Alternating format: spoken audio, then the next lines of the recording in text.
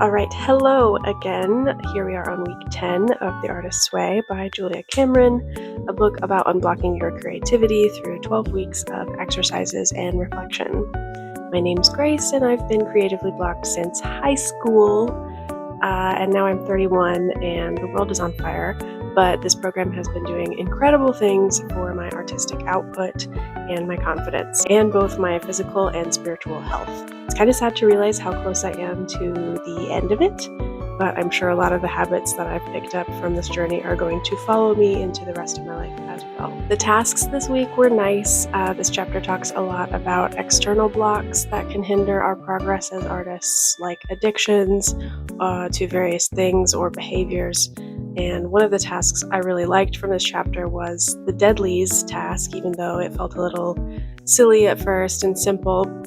But she asks you to write 7 different potential blocks on strips of paper and then draw them blindly from a cup 7 times. Each time you draw one, you are supposed to write 5 ways that this deadly thing has affected your life negatively. And every time you draw one, you put it back in the cup, so there is a chance that you'll be drawing things more than once. The 7 things include drugs, alcohol, sex, work, money, food, and family/friends. In hindsight, I think it would have been interesting to add media to this list because that's been a huge issue for me that I'm still working through.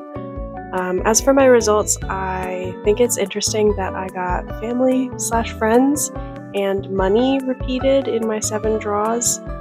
She says that there will be repeats and they will be significant, like for significant reasons, and it's one of those things that's kind of like, well, it's just random. But I do think it's interesting that I got these 2 because I would have expected to get other ones, and these 2, family/friends and money, are ones I'm not sure how to manage right now, and they just feel a little bit trickier than the other 5 in the list. These are 2 that I don't want to think about my relationship with right now because it's complicated. I'm not sure how to manage them, and I can't just avoid them. I feel like the others have pretty simple solutions, and it's easy to just abstain or moderate your use of them if they're causing an issue. But these 2, it feels like the answer isn't so simple, and I'm going to have to think on them a little bit more and figure out how I'm going to approach both of them while still protecting my time and keeping my cup full. So it is interesting that I got these 2, even though it's random. And I didn't bring my book in here, so I can't read the direct quotes, but I know the check-in questions at this point, so I'm just going to fly through them. I did the morning pages every day this week, although I am finding it hard to stay focused on them sometimes. I've also noticed there are 2 different types of morning pages that I seem to do. One is just kind of like very boring personal grievances, where the subject material is usually like these long lists of fears and obligations, and then pep talks to help me stay positive. The others are these long and nonsensical, uninhibited streams of consciousness that exist almost purely in fantasy and symbolism. Short phrases or run-on sentences about themes or imagery that I'm interested in. And the latter are the more nonsensical ones are the more fun ones, and I feel like the nuggets of wisdom and inspiration that I have been unable to access for so many years are inside of these types of morning pages. These are the ones I really want to throw myself at, that I want to revisit, and instead of thinking about chores or bills, I'm actually tapping into something that's important to me. I am still trying to figure out how to access that state of mind that facilitates these types of entries. It almost feels like a right brain, left brain thing, because I've noticed these more, I'll call them ethereal morning pages seem to come out when I'm feeling tired or caught up in emotions that encourage me to take stock of how my body feels. I might have to consider writing the morning pages even earlier while I'm kind of half asleep, because I think that helps as well. I don't think reading the morning pages, going back and revisiting old entries, has made me change my writing so far. but it has been really cool to see how much that I've accomplished over the past few weeks. I did do an artist date this week, although it wasn't much to write home about. I did a little terracotta pot decorating event at one of the libraries in my hometown that I haven't been to in a really long time. It didn't turn out to be very exciting or powerful in terms of inspiration, but it did feel good to get out and, talk to some people and to especially visit this library I used to spend a lot of time at. It's definitely the nicest one in my immediate area, a little far out of the way, but worth it. And I did enjoy spending a little time there to do some reading and job hunting. Synchronicity. I've been trying to pay more attention to for synchronicity this week, and I do think I've come across a decent amount. Labyrinths being brought up. I watched Pan's Labyrinth. The labyrinth was mentioned in the book I was reading near the end. Hybrid creatures seemed to come up a lot. Greek mythology seemed to be a thing this week, and the number 3 seemed pretty significant this week.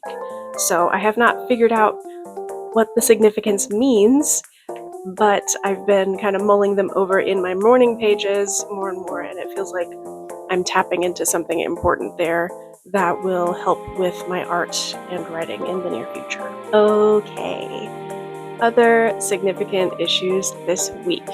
I would say obsessive side quests and media consumption continue to be the biggest challenges standing in my way when it comes to artistic output.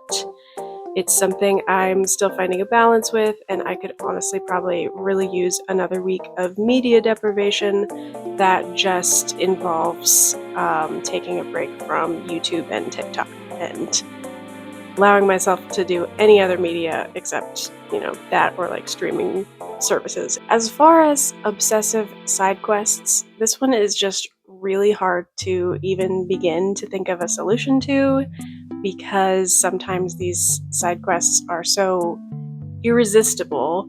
I can know it's a frivolous distraction in the moment. It's like the urge to pursue it is too strong to overcome anyway. It's like an out-of-body experience almost, where I'm telling myself to get back to work, but my hands or my eyes or whatever just refuse to listen. Anyway, I think using my time efficiently is really important to me lately, so this is an important thing to figure out, to get better at staying focused, keeping momentum, and transitioning to new tasks. After writing this, I think remembering the words focus, momentum, and transition might help. So I'm going to put those on a sticky note and put this sticky note on my laptop to remind me to just not get caught up in the silly side quests. All right, my other update was going to be about the goals that I set at the beginning or last week. So I set 3 goals, and they were for me to finish 3 paintings, write 3,000 words, and sketch something in my iPad every day. I did hit my goal of 3 paintings this week. I did 4, in fact, but these 2 are a little small, so maybe they both count as half. I don't know. I also spent a lot of time reorganizing and optimizing my space in there, prepping canvases and getting things ready to start a larger painting for Mother's Day. And while I have a lot of criticisms and things to improve about these 3 that I did this week, I'm really happy with how these 2 thick canvases came out. Actually using the canvas was a big step for me too, because I've been so scared to do pieces on anything other than canvas paper, because it feels like if I mess up on a canvas board, then I've wasted a whole canvas, and it's devastating. In hindsight, these are each $1 each when I break down the price of them, so really not something that I need to worry about that much in the future. So writing goals I did not hit. It feels like I might have to restructure my week to make time for it at all. I think I really need to have a plan to leave my house to do it as well, because I don't really feel inspired for it when I'm at home. So I'll be trying again next week. I'm not going to be too upset.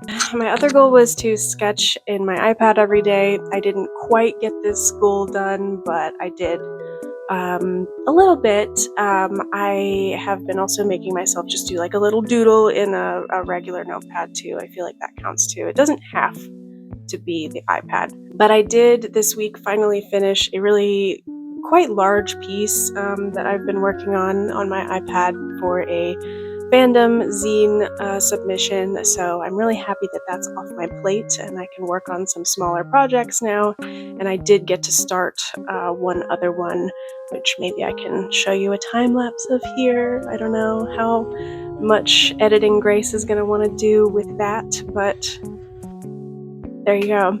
All in all, I'm really proud of how much time I dedicated to the oil paints this week, and it feels like something I can continue, and hopefully it becomes a norm, and then I can just continue adding layers and layers of new habits and goal setting and meeting those goals. I also, while I have yet to design a postcard or do a scrapbooking page, which are tasks from some other weeks that I just didn't get to and I've still kind of been putting off, I have been putting off the scrapbooking page because I wanted to use some of my pressed flowers to, I've been wanting to laminate them and use them in the scrapbooking, so I finally got around to laminating them today because they were dry enough.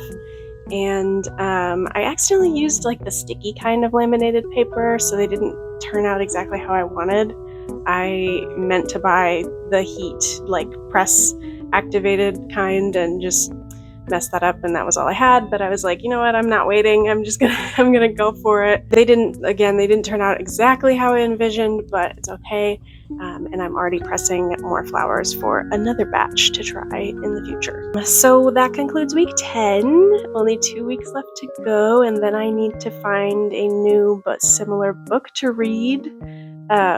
If anyone is still out there, thank you for watching, and I will see you in week 11.